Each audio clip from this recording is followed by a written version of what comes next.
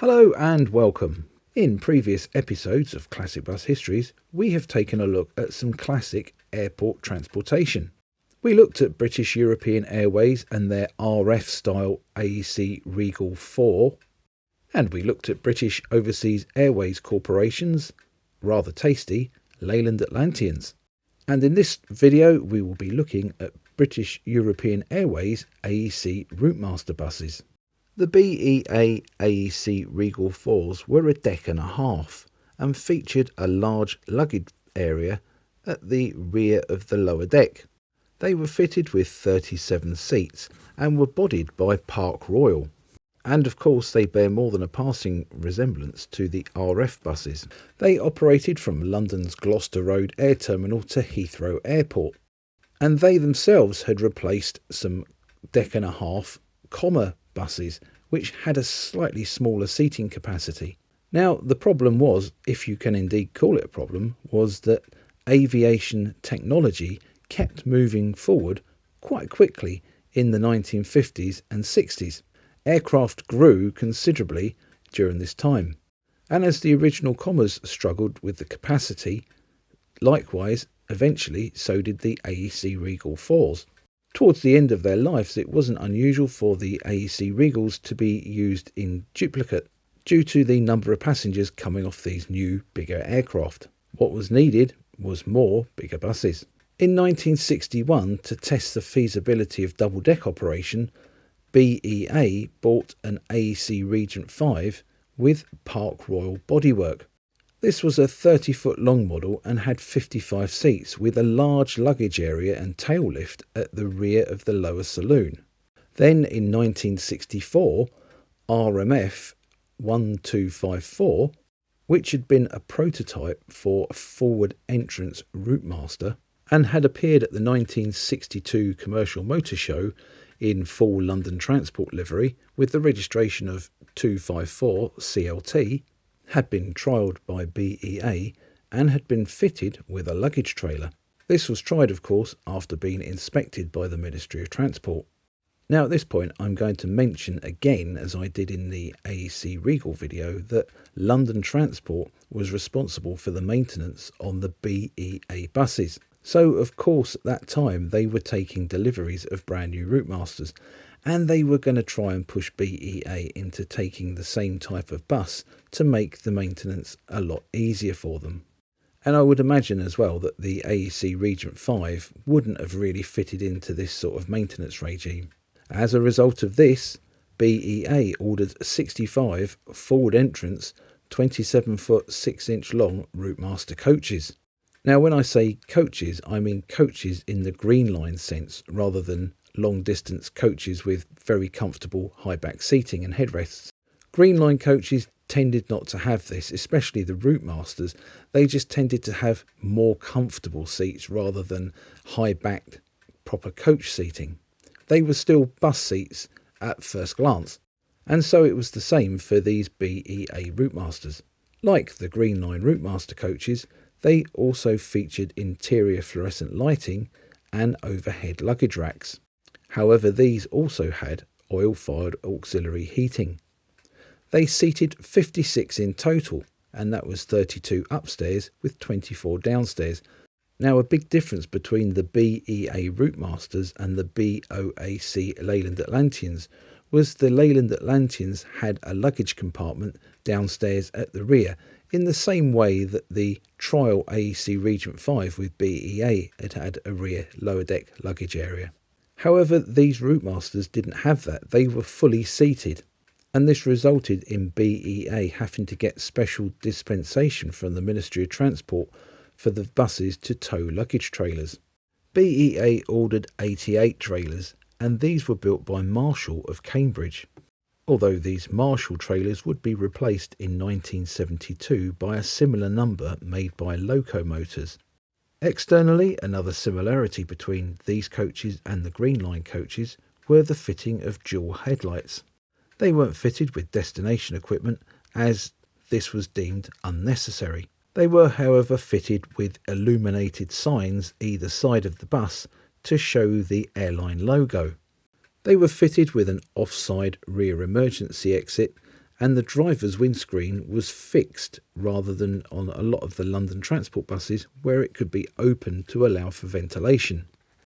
These would be the last standard length Routemasters to be constructed. After this, it was the lengthened RMLs all the way. The Routemasters were also fitted with rear air suspension. And if you've seen my video about AEC Bridgemaster YJG807, and I'll try and remember to put a little link to it up in the top right hand corner if I can, the air suspension on these 1960s buses could be very choppy at times. And I do wonder how dicey it got towing a trailer while the bus is seesawing down the M4. These buses were delivered between October 1966 and April 1967. And were numbered BEA 1 to 65. BEA 1 to 25 was registered KGJ 601 to 625D, and this was the 1966 batch. The second batch from BEA 26 to BEA 65 was registered NMY 626 to 665E. These buses were fitted with the AEC AV690 engine, which developed 175 brake horsepower at 2,200 RPM. They were also geared with high-speed rear axles to achieve a top speed of around 70 miles an hour. But here lies a bit of a conundrum, doesn't it? Because if you've driven a Routemaster, would you really want to do 70 miles an hour in a Routemaster? And then, of course, there's the stopping situation, isn't there? Now, don't get me wrong, RMs are absolutely lovely buses to drive, they really are. I've driven many over the years, some with the original AEC engines, some with Iveco's, some with Cummins, and some with Scania units fitted. But I'm still not sure that I would want to do 70 miles an hour in a Routemaster at the controls, or even as a passenger. Now, did they even actually get as high as 70 miles an hour? I mean, I think most of them would have probably cruised at around 60, wouldn't they? But that's still quite high when you consider they're towing a trailer. And nowadays, you can't really go over 55 when you're pulling a trailer or a caravan, can you? So coupled to that high speed and, of course, the air suspension, as I said before, I bet that trailer did get bounced around quite a lot, didn't it? If you've driven a Routemaster coach at high speed, I'd love to hear from you just to see what the experience was like, to be fair. The closest I've ever come to driving something like this was an RMC, and I was driving this on A roads between Surrey and Canterbury in Kent, so I didn't get a chance to get it up to 60 or 70 miles an hour. Close, but not 60 or 70 miles an hour. Anyway, Jake, back to the buses. The unladen weight of these BEA Routemasters was 7 tonnes and 1,400 weight. The buses were delivered in BEA's house colours of medium blue and white livery with black relief. However, in 1969, this rather classy livery was replaced by a slightly simpler poppy red and white livery. Now, I've heard the BEA red referred to as quite a few different things: poppy red, BEA orange, so I'm not exactly sure what the official colour scheme was, but they were red, as indeed, according to our friends overseas, every double-decker bus is. On the 31st of March 1974, British European Airways and British Overseas Airways Corporation was merged to create British Airways, and both the BOAC Leyland Atlanteans and the BEA Routemasters passed into the ownership of BA. With the new name came a new corporate look, and the British Airways house colours of blue and white started to appear on the Routemasters. However, not all of them received this colour scheme. In 1975, British Airways had a little bit of a reorganisation at Gloucester Road and reduced its vehicle requirements, and it withdrew 13 of the Routemasters and sold them to London Transport. Now, I've done a video on the similar Northern General Routemaster buses, and they had different rear axles to the London Transport buses and the BEA buses, which made them incompatible with the London Transport buses. Well, that and a few other things as well. The BEA Routemasters, however, despite their appearances, underneath were mechanically the same as the standard London Transport Routemasters. and fitted in, mechanically at least, very nicely to LT's maintenance schedules. The 13 buses were fitted with signal bells for the conductor and had their luggage racks removed.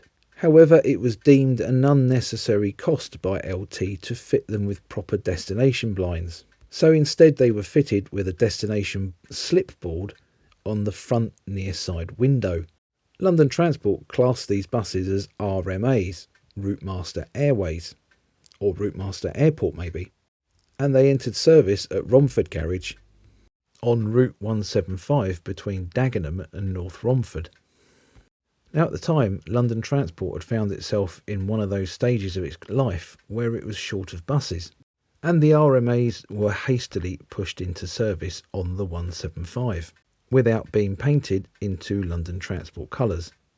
And they certainly looked very down at hill in the BEA poppy red or orange and white livery, but with the addition of London Transport roundels. Why, oh why London Transport didn't fit them with proper destination equipment, nobody will ever know. I think it was just a cost-cutting exercise, although London Transport bought each of the Routemasters for £3,000 from BEA, so they got a bit of a bargain there to start off with, so they probably could have afforded to fit destination equipment to the buses. These buses, though, didn't prove very popular with either the crews or the passengers, partly in fact due to this lack of destination equipment. And after around 12 months in use in service, they were withdrawn and replaced by rather elderly RTs. These displaced RMAs became staff buses running to Aldenham and Chiswick works. A further 14 of the BEA Routemasters passed to London Transport from British Airways late in 1976, and these were followed in the middle of 1979 by the remaining 38 buses. British Airways had decided to withdraw its passenger service and close its central London terminals, as passengers were finding it easy just to go to the airport instead of checking in central London, sit on a bus, fight their way through London traffic, blast out on the M4 to the airport. Most of the BEA Routemasters went straight into storage after they were purchased by London Transport. LT had initially hoped to use them as training buses, which would of course release other buses that had certificate of fitnesses on them that could then go back into service. And a few were initially converted by removing the staircase and replacing this with a seat for the instructor. Others became staff buses, again travelling to and from Aldenham and Chiswick works. Again, London Transport seemed rather reluctant to repaint the RMAs, and many of them on staff bus duties were trundling around in the British Airways blue and white colours, and must have presented quite a tatty appearance, to be fair. And it wouldn't be until September 1980 that London Transport decided to splash out on a tin of paint to start painting them. Now, not all of the RMAs that London Transport acquired were runners. In 1981, 11 unused RMAs, still wearing their British Airways livery, were withdrawn and sold by London Transport. And this really was the start of a slippery slope for the former BEA vehicles. The need for the staff buses travelling to Aldenham and Chiswick works was starting to decline, as the workforce there was starting to get slightly smaller and shrink. In April 1985, both Chiswick and Aldenham was hived off to become Bus Engineering Limited. And in November 1986, Aldenham sadly closed, with all the work being transferred to Chiswick. Bus Engineering Limited ended up with 34 of the RMA BEA Routemasters. And to be honest, that was a bit of an overkill. They really didn't need that many. And within a year or so, Bus Engineering Limited discovered that it could run most of its staff buses with minibuses, and that really was the end for the RMAs as staff buses. RMA 16 had the dubious pleasure of operating the last staff bus, and that was on the 17th of December 1987 to St Albans.